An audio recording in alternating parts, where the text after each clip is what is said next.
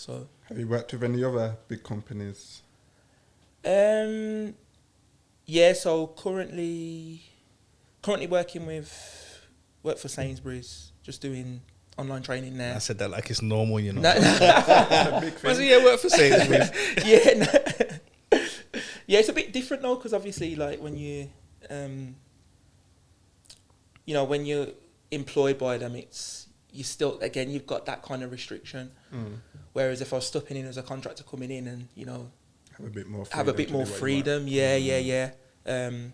Which is probably the better way of doing it, because it just allows you to create more, be more creative. So there's a bit of a restriction there. Yeah, that's what I was about to say. Because sometimes I feel like as creatives, let's say you are working with, say, a big organisation or brand, like you have your guidelines, but that's how you have to be creative. Like, how can I work within this guideline to create certain that's still going to stand out, but I can only work with, within these guidelines. How do you feel like, when you've worked with certain companies, brands or whatever, like when you've got like a strict guideline, do you prefer that, or do you prefer being able to create from scratch and just do what you want to do? You know what it is? It's like, let's say, for instance, you asked to do something abstract. It makes sense to have more creative control in it. But if you're working for a company, for instance, I work for a grassroots football company. They produce the football kits and footballs and everything. So some of their the brands that they used to work with were like Adidas, Nike, Stano. So those companies will send through a style guide. Now before that, I didn't know what a style guide was, so I learned something. And they would tell you why the Adidas letters need to be lowercase. If you look on Adidas stuff, everything's lowercase. You don't see if you see Adidas, it's capitals. It's fake. Yeah, that's from Turkey. You know what I'm trying to say? That's from Turkey or something. But yeah, little things like that. It would say, for instance, I did a flyer the other day. It's a chop shop jersey party, and it's the second. Big up chop shop. Big up chop shop every time. This is the second installment for that type of event they're doing. And the club is XOYO, so they sent through like a style guide and said how the logo is meant to be used. So you're meant to put it in like the bottom right corner, and then the address bottom left corner. That's just how they do their, it keeps everything in order, keeps everything smart, it keeps everything clean. Yeah. Especially with my design style as well. So I have to implement that, and I like it because it keeps some sort of structure to what you're doing. 100%. You know what I'm saying? And you as a designer, you can then look at things and say, you know what, I need to keep a style guide with things that I'm doing. And when I'm doing branding now, I can create a style guide for my clients. You get me? So I do like it. So where it's warranted, where it's needed, I like to use it. If it's a thing where the design needs to be more abstract, and I can just let my imagination run wild, I wouldn't want like a style guide. Do you know what I'm trying to say? No, structure is important, man. As much as being creative, we like to be free.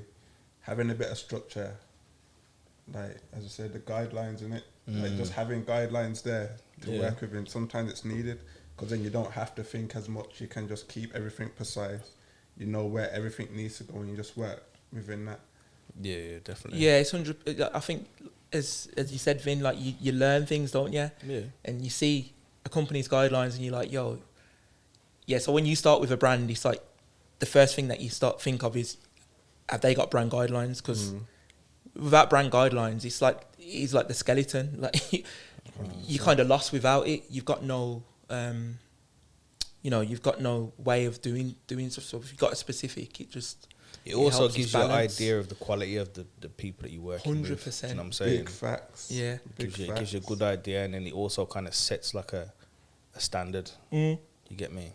Yeah, sets a tone of, who you're working with, and they've took that time to think about how do we want our brand to look, how do we want other people to perceive our brand, even though like the pictures, fonts, all of these things are important, or how your logos on a flyer or piece of marketing material. All of these little details is why the big brands are the big brands. Yeah.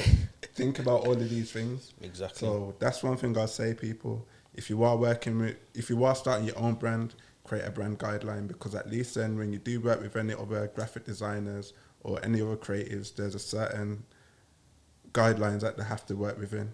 And as a designer, it's always good to create or try and get your clients to create brand guidelines. 'Cause it's important, very important.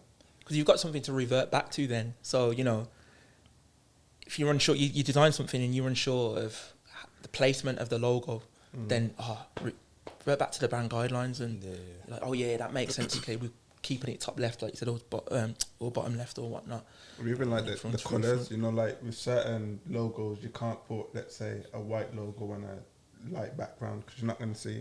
Like even like little small things like that. Some people don't think of, or you just see certain logos. Like, why would you have your logo that colour on that? Don't make no sense. Why are you going to do that? But then they don't have the knowledge in it. These are the kind of things that I think, as designers, you should be letting your clients know these things. And clients, you need to listen to your designers. If they know and they're professional, you should listen. It's similar to like when you got the promoters asking you to do flyers. And you're like, all right, and cool, what's the theme? Is there any ideas? Like, I'll just do anything, I trust you. And it's just like, bro, I can't just do anything. So vague, innit? And then that's my time as well. If I do something, you look at it. I've had it happen. I've had it happen with logos. Like, I'll just do anything, I trust you. Your logo's a bad boy. I'm just like, bro. Then I've done something. And a man said, looks all right. I'm not in love with it though. And I'm just like, why did you tell me what you know what I'm trying to say? Or they'll say, not feeling it. And I'm just like, I kick myself every time I do that, you know. It's like, I know, obviously I know I'm good at what I do in it. But at the same time, when people just say, I'll do what you want, they could be thinking, you don't know where their mind's taking them. You show them something and their mind's like way over there. So it's like, I think, as we said previously, always get people to give you, ask the questions. As a designer, you should be asking the questions. What do you 100%. want? What do you want things to look like? And don't start until you have these simple information, because that way it just stops you having to waste time creating something. And it could be a great design that you've done, but because that client has something else in their mind, it's a waste of time now. That's what I say about going on back to e-learning. You know, when we're speaking with stakeholders and, like, say finance or whatnot, we're like, oh, we want this course. We need people to do this course. Like, but why? And why does it need to be a course? Why can't it just be a PDF? Why? But that's one technique that we use as well, is the 5 whys. Because normally when you ask why 5 times, by the 5th time you get down to the core detail of the reason, and you normally find out that it's not what they started off with in the first place. So ask the question 5 times, and you usually get down to the real reason of why that makes a lot of sense though. Because sometimes when you do ask the question why and they say they don't know, it's like, so you just want this because of what? Exactly. And then when a professional gives you advice on it, and they're like, no, it's like, okay. Well, where do we go from here? It's like, well, obviously you need to go back to the drawing board and then come back to me when there has to be a why. There's got to be a why, because that's what it's about, is understanding the why and the what. But you need the why first to be able to deliver the what. 100%. You know what I mean? So, cause again, it's like, cause that's how. Let's say when you're creating a brand or whatever, that's what tells the story. The why is a story. 100%. You have to know why. Yeah. Why are you even a brand? Or because then once you start telling the story, that why is, when people are asking why, the question's answered. Get answered. Yeah, bare wise. Bare wise. Bare wise. Why is that? I hear it still. Oh, that is funny. But yeah, it's true. It's essential. It's essential because obviously before you even kick off, you know, some of the questions that you ask is like, what, as you said, what's the tone? Your target audience, which is the main thing. Have you got any ideas that you've got in mind already? That's normally one that's big, because people bring ideas to you and it's almost like, okay, just email them over, and then that starts conversation if you're not getting anywhere. So yeah, it's important.